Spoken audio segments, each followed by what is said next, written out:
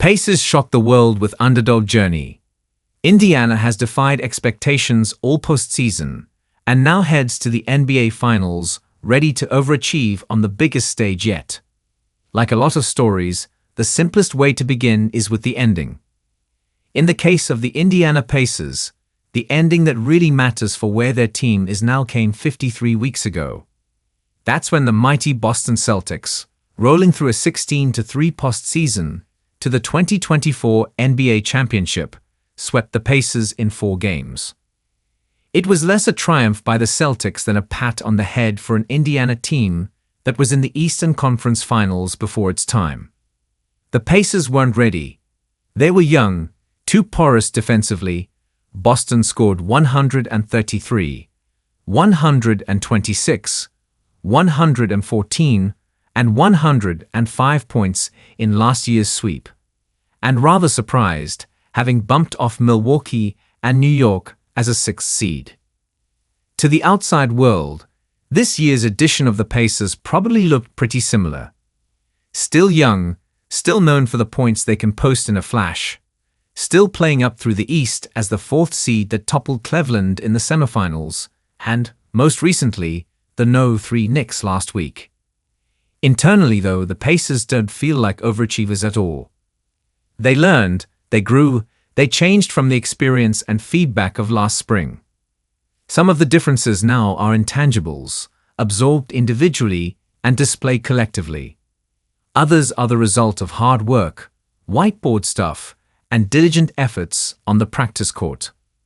The Pacers have great continuity too, in most areas except for expectations.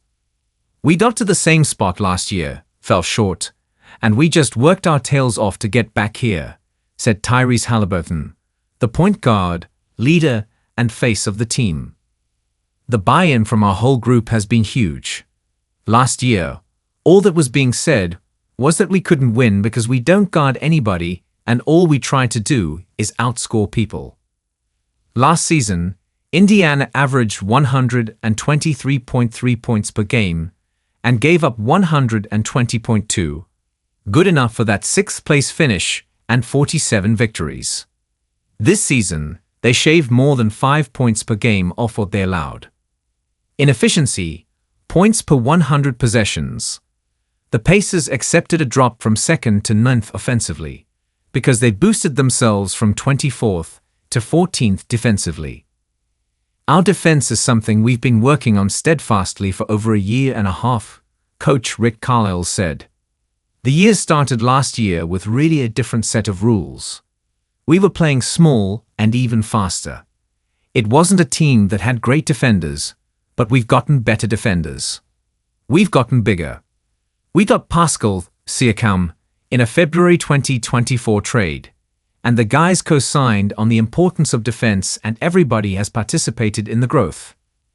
Haliburton, a willowy 6'5", still has a ways to go, but Indiana's other top rotation players all boast solid defensive attributes. Siakam is a quick-twitch 6'9" with great mobility and wingspan. Miles Turner remains a strong rim protector. Aaron Nesmith hounds most opponents' top-scoring threats, then chips in his own offense as a bonus. And Andrew Nembhard, a valued combo guard since he arrived as the No-31 pick in 2022, has gotten better defensively each season. In the Game 6 clincher against New York Saturday, with Nesmith hobbled by an ankle sprain earlier in the series, it was Nembhard making life miserable for Knicks point guard Jalen Brunson. After some shooting sputters in the first 5 games, the 6'5" native of Florida and Gonzaga product scored 14 points, had 8 assists, and stole the ball 6 times. Here's what impressed Cleveland coach Kenny Atkinson about Indiana using all 94 feet of hardwood as its defensive canvas. The duration of their intensity. How long they can go. They press full court, and then they run consistently all game. They never stop. It's hard to do. I give them a ton of credit for that. It's extreme ball pressure. Atkinson's heavily favored No.1 seed dropped all 3 of its home games to Indiana and was gone in 5. That should be the last surprise to this Pacers season, because the word has been out ever since. We've taken such a big step on the defensive end as a group, Halliburton said. I think Andrew, Aaron and Miles kind of lead that, and me and P. Sircam are trying to follow their lead and get it going on that side of the ball. And our bench guys just come in and bring more energy. The step we made on that side of the ball is why we're here, said Khalil. People look at playoff victories and point to great scoring performances and triple-doubles and stuff like that.